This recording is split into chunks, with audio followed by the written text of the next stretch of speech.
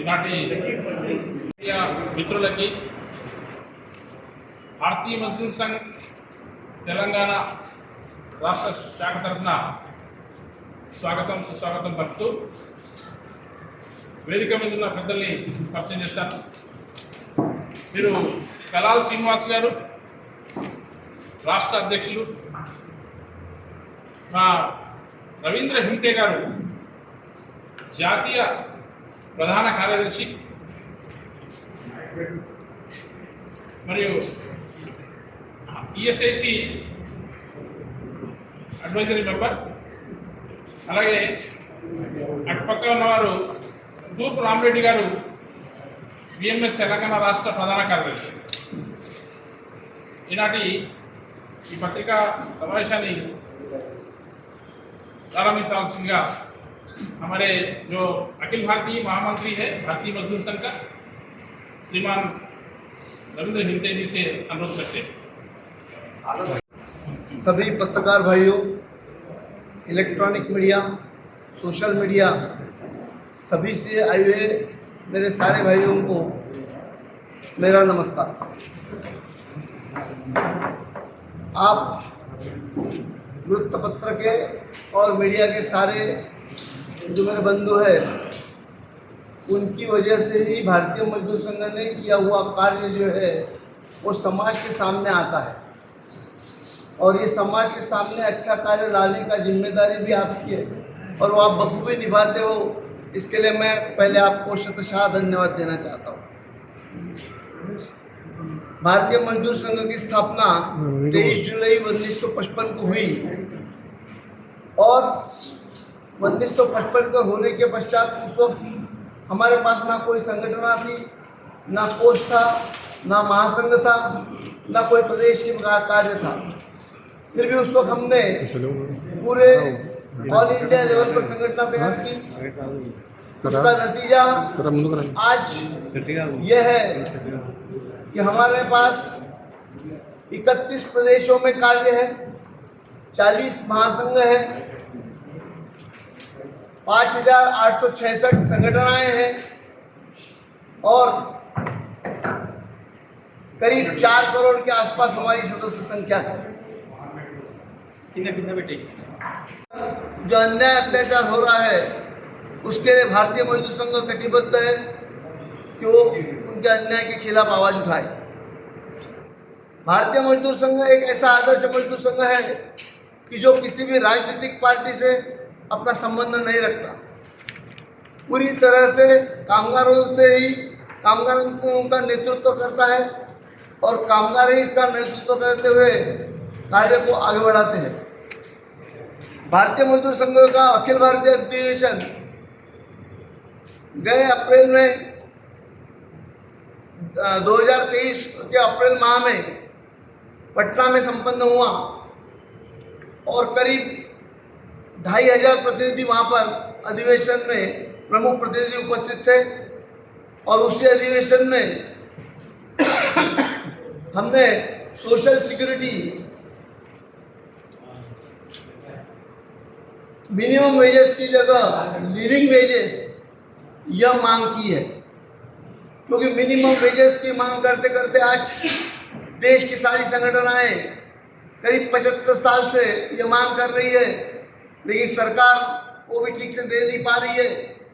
आज हम यदि देखते हैं तो कोई भी सरकार के अंतर्गत कार्य करने वाले राजनीतिक पुढ़ारी, राजनीतिज्ञ, उनके बच्चों का एजुकेशन, उनकी रहन सहन, उनका खान पान, ये यदि देखें और हम मजदूरों के बच्चों का यदि व्यवस्था देखें तो उसमें काफ़ी अंतर है। और यही अंतर होने के कारण हमें चाहते हैं कि हमको अब मिनिमम वेजेस नहीं चाहिए, हमें लिविंग वेजेस चाहिए। और यह लिविंग वेजेस की मांग हमने हमारे अधिवेशन के अंदर की और उस अनुसार 26 अप्रैल 2023 को जिला कार्यालय के मार्फत, जिलाधिकारी के मार्फत हमने माननीय पंतप्रधान जी को निवेदन भेजे हैं कि इसके ऊपर ध्यान दिया जाए और हमें लिविंग वेजेस ये दिया जाए। लिविंग वेजेस यह मांग हमारी सिर्फ इसलिए नहीं है कि हम मजदूरों के लिए काम करते हैं, बल्कि यह इस देश की अर्थव्यवस्था जो है, जो अर्थव्यवस्था आज देश के पंतप्रधान से लेकर सारे राजनीतिक प्रणाली कहते हैं कि आगे बढ़िए, हम नंबर 5 पर आए हैं, कुछ ही दिनों में नंबर 3 पर आएंगे। लेकिन इसके पीछे मजदूरों का सबसे बड़ा हाथ है, और मजदूर हो है इसीलिए देश की अर्थव्यवस्था आगे बढ़ रही है। जो प्रवासी मजदूर है, जो अन्य देशों में कार्य करते हैं, उनकी सोशल सिक्योरिटी का भी सवाल हमने उठाया है। जो अन्य देशों में काम करते हैं, अन्य क्षेत्रों में काम करते हैं, अन्य राज्यों में काम करते हैं, उनकी सोशल सिक्योरिटी के बारे में सरकार का ध्यान नहीं है। उसके तरफ भी हमने ध्यान दिया है। वो उस देश से काम छोड़कर इस देश में, भारत देश में वापस आता है, तो भारत देश में वापस आने के पश्चात उसको वहाँ किया हुआ काम का कोई भी मुआवजा, कोई भी उसकी सोशल सिक्योरिटी नहीं मिलती, वो इधर ट्रांसफर नहीं होती, वो होना चाहिए, यह हमारी मांग है। और इन्हीं मांगों को लेकर हम पूरी तरह से ये चाहते हैं कि सरकार हमें इन सारी मांगों को पूरी तरह से न्याय दे। लेकिन इस देश के पंतप्रधान माननीय मोदी जी ने और श्रम मंत्री श्री भूपेंद्र जी यादव ने ये कहा कि इस देश की सबसे बड़ी संगठन भारतीय मजदूर संघ है, और वो ITC की मेंबर है या नहीं है, इससे कोई संबंध नहीं। हमारा कहना इतना ही है कि वो इस देश की सबसे बड़ी संगठन है, तो उसका अध्यक्ष स्थान भी भारतीय मजदूर संघ को मिलना चाहिए।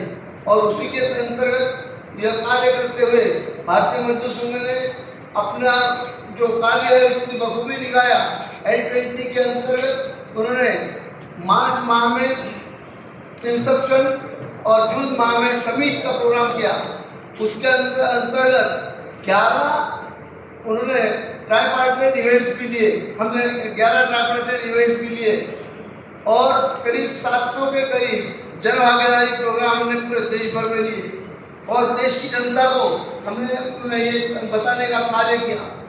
भारतीय मजदूर संघ सदा से कामगारों के हितों के लिए लड़ता आया है। 22 नवंबर 2023 को हमने जनता मंतर दिल्ली पर एक बड़ा प्रदर्शन किया कि हमारे जो OPS है, ओल्ड पेंशन स्कीम टोटो हमको लागू की जाए और न्यू पेंशन स्कीम रद्द की जाए। आज ये सरकारें सभी को चाहे उतना फायदा देती है, खासकर महिलाओं को भी सोचती है। हमें खुशी है, हम बधाई देते हैं इस सरकार को, तो आप महिलाओं के बारे में सोचते हो। लेकिन साथ साथ में हम ये कहना चाहते हैं कि हमारी आंगनबाड़ी की महिलाएं, आशा वर्कर महिलाएं, इनके बारे में भी सोचा जाना चाहिए। आज इन महिलाओं को जो वेतन मिलता है, जो मानदेय मिलता है, वो इतना कम होता है कि उसके अंतर्गत वो अपना काम नहीं कर पाती, अपना परिवार नहीं चला पाती, और यह परिवार न चलाने के कारण उसको भी बाकी समस्याओं को मुंहतोड़ जवाब देने के लिए हमने वहाँ पर 11 दिसंबर 2023 को एक रैली की, जिसकी संख्या लगभग दिल्ली में 60,000 के आसपास थी। और यही सब विचारों को लेकर हमने सारी बातें गवर्नमेंट के साथ की। गवर्नमेंट ने भी हमें इस पर आश्वासन देने का कार्य किया, और आश्वासन देते हुए ये कहा कि हम जल्द से जल्द इस विषय पर निर्णायक भूमिका लेंगे। आज EPS की जो संगठन है, EPS का जो समस्या है वो बहुत बड़ी समस्या है। EPS 95 के अंतर्गत जो हमारे गरीब मजदूर है, उनको मात्र 1000 रुपये पेंशन मिलती है। आज 1000 रुपये पेंशन के अंतर्गत किसी भी गरीब का घर नहीं चल सकता। महावर की चाय तक के उस 1000 रुपये में नहीं होती। सरकार से हम निवेदन करना चाहते हैं कि भारतीय मजदूर संघ की मांग है कि कम से कम मिनिमम पेंशन 5000 रुपये की जाए और DA लागू कर दिया जाए। ये मांग यदि पूरी होती है तो सरकार के लिए ये ज़्यादा अच्छा रहेगा, और गरीब मजदूरों के लिए ये ज़्यादा अच्छा रहेगा, ये हमारा कहना है। 29 से 31 के बीच ये जो बैठक हमारी यहाँ पर हुई है, उसमें हम ये सोच रहे हैं कि 23 जुलाई 2024 से लेकर 23 जुलाई 2025 में जो ये हमारा 70वां वर्ष है भारतीय मजदूर संघ का, और यह 70वां वर्ष किस तरीके से मनाएं, सरकार को किस तरीके से जगाएं, तो चाहे प्रदेश की सरकार हो या केंद्र सरकार हो, हम चाहते हैं कि हम निश्चित रूप से मानते हैं कि सरकार अच्छा काम कर रही है। आज विश्व में उनका नाम है, आज अच्छी पातळी पर हम लोग कार्य कर रहे हैं, लेकिन हमारे काम कार्यवाहियों की तरफ भी सरकार ने ध्यान देना चाहिए। और इसीलिए इन सारे प्रोग्राम के अंतर्गत हमने हमारे जो मजदूर भाई है, जो कार्यकर्ता है, उनको प्रशिक्षण देना, 70 वर्ष के उपलक्ष्य में कार्यक्रम लेना, निदर्शन प्रदर्शन, ये सारे काम साल भर में करने के निश्चय करने के लिए यह बैठक हमने बुलाई है। और हमें पूरी आशा है कि इस बैठक के अंतर्गत हमारे ये निर्णय 3 दिन में हो जाएंगे और 3 दिन के अंदर हमारी संख्या भी किस तरीके से बढ़े। आज 4 करोड़ से हम लोग 20 करोड़ तक पैसे पहुंचे, इस हिसाब से हम लोग कोशिश करेंगे। और निश्चित रूप से यह आने वाले 23 जुलाई 25 तक हम अपना लक्ष्य पाके रहेंगे। और इस विषय में आप सब लोग हमारी सहायता करोगे। समाज के पास जाना और उनको भारतीय मजदूर संघ की शुरू से लेकर आज तक कि जो हमारे सदस्य नहीं है, 4 करोड़ के अतिरिक्त जो 1 करोड़ कम करें, उनको एक पर्टिकुलर दिसंबर माह में, 1 माह के अंदर में दिसंबर 2024 में हम उनसे मिले और उन्हें समझाए। ये सारी बातें करके हम भारतीय मजदूर संघों को फिर से एक नई चोटी पर, नए लक्ष्य पर ले जाना चाहते हैं। इतना ही मेरा निवेदन है कि आप हमारे साथ हो, इसमें हमें विश्वास भी है और चाहते हैं कि हमारे इन सारी योजनाओं का आप जनता के सामने रखकर हमें और सहकार्य करें। धन्यवाद। ఉంటే దాన్ని బట్టి జనరల్గా మా దగ్గర కూడా యూనియన్ జర్నలిస్ట్ యూనియన్ అనుబంధంగా బిఎంఎస్గా పనిచేస్తూ ఉంది, ఆల్ ఇండియా జర్నలిస్ట్ యూనియన్గా. కాబట్టి వాళ్ళ సమస్యల పైన కూడా మేము ప్రయత్నం చేస్తూనే ఉన్నాం. కేంద్ర ప్రభుత్వం ద్వారా ఏమైనా సంప్రదింపులు కావచ్చు, నిరసనలు కావచ్చు, ఈ అంశాల మీద ఏమైనా తీసుకోబోతున్నారు? తీసుకుంటాం, తప్పకుండా తీసుకుంటాం కదా. మీరేమైనా ఉన్నా ఇచ్చినా కానీ మేము తప్పకుండా దాన్ని స్వీకరించి ఈ యొక్క 3 రోజుల సమావేశాలను చర్చించి దాన్ని కూడా మేము కేంద్ర ప్రభుత్వం పంపుతాం.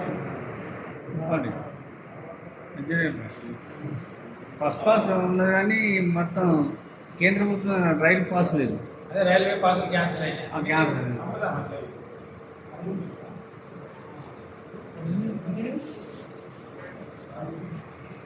భారతీయ మజ్దూర్ సంఘ్ జాతీయ ప్రధాన కార్యదర్శి రవీంద్ర హింటేజీ గారు వారు ఇప్పుడు ఈఎస్ఐసికి సంబంధించినటువంటి కూడా కేంద్ర ఏదైతే సభ్యులు, కమిటీ సభ్యులు, అట్లాగే తూర్పు రామరెడ్డి గారు రాష్ట్ర ప్రధాన కార్యదర్శి భారతీయ మజ్దూర్ సంఘ్, నేను కలాం శ్రీనివాసు భారతీయ మజ్దూర్ సంఘ్ రాష్ట్ర అధ్యక్షులుగా బాధ్యత, వీరు రమేష్ గౌడ్ గారు రాష్ట్ర ఉపాధ్యక్షులుగా బాధ్యత భారతీయ మజ్దూర్ సంఘ్.